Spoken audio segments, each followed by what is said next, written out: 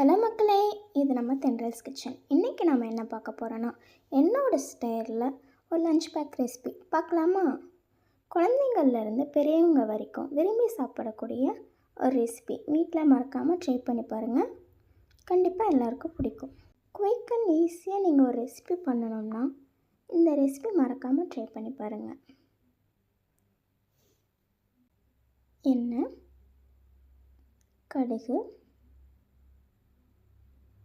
கடுகு பொரிஞ்சதும் பெருங்காயத்தூள் கொஞ்சம் ஆட் பண்ணிக்கோங்க.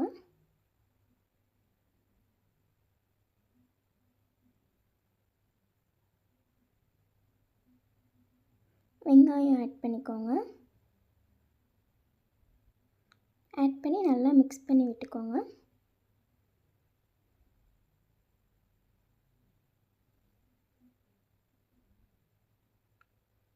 பச்சை மிளகாய் ஆட் பண்ணிக்கோங்க. ஆட் பண்ணி மிக்ஸ் பண்ணி விட்டுக்கோங்க. நல்லா மிக்ஸ் பண்ணி விட்டுட்டு குட்டி தக்காளி ஒன்று ஆட் பண்ணிக்கோங்க நறுக்கி.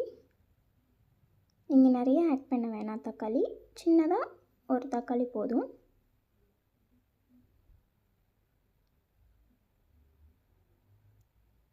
மிக்ஸ் பண்ணி விட்டுட்டு குட்டியாக நறுக்கிய உருளைக்கிழங்கு ஆட் பண்ணிக்கோங்க.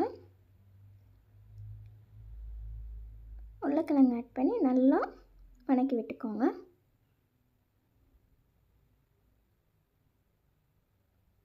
தேவையான அளவு உப்பு ஆட் பண்ணிக்கோங்க. உப்பு ஆட் பண்ணது நல்லா மிக்ஸ் பண்ணி விட்டுக்கோங்க. 1/4 டீஸ்பூன் மிளகாய்த்தூள், 1/2 டீஸ்பூன் மல்லித்தூள், 1/2 டீஸ்பூன் கரம் மசாலா ஆட் பண்ணி நல்லா மிக்ஸ் பண்ணி விட்டுக்கோங்க.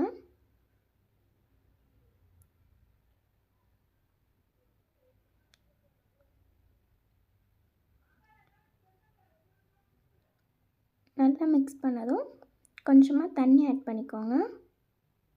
உருளைக்கிழங்கு ஸ்லோ ஃப்ளேமில் வச்சு உருளைக்கிழங்குக்கு தண்ணி ஆட் பண்ணதும் நல்லா மிக்ஸ் பண்ணி விட்டுக்கோங்க. மிக்ஸ் பண்ணிவிட்டு ஒரு 5 மினிட்ஸ் மூடி வச்சுக்கோங்க. 5 மினிட்ஸ் குக் ஆனதும் ஓப்பன் பண்ணி நல்லா மிக்ஸ் பண்ணி விட்டுக்கோங்க.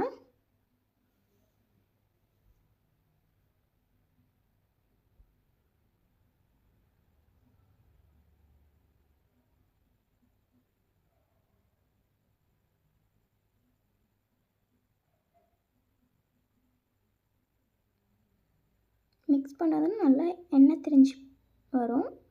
அப்போ 2 முட்டை ஆட் பண்ணிக்கோங்க. முட்டை ஆட் பண்ணதும் நல்லா மிக்ஸ் பண்ணி விட்டுக்கோங்க. ஸ்லோ ஃப்ளேமில் வச்சு நல்லா மிக்ஸ் பண்ணிக்கோங்க.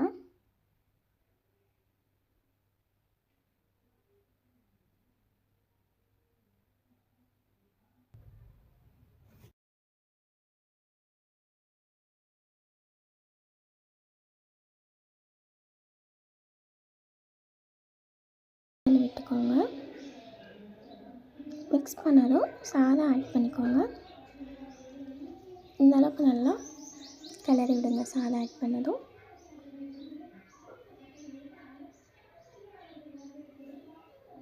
கொத்தமல்லி தலையை தூவி விட்டு இறக்கிடுங்க. இந்த ரெசிபி உங்களுக்கு பிடிச்சிருந்துச்சுன்னா லைக் பண்ணுங்கள், ஃபாலோ பண்ணுங்கள்.